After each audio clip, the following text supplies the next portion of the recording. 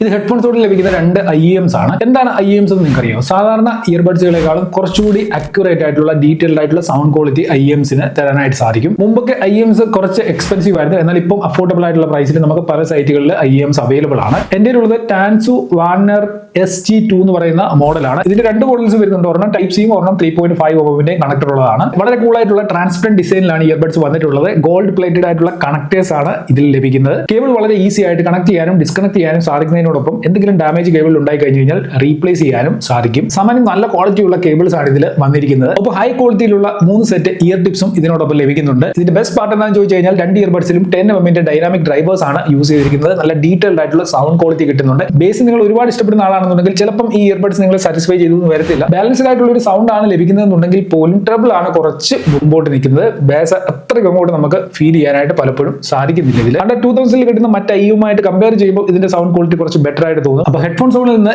ഈ വിലയ്ക്ക് ഈ IEM പർച്ചേസ് ചെയ്യാനായിട്ട് സാധിക്കും.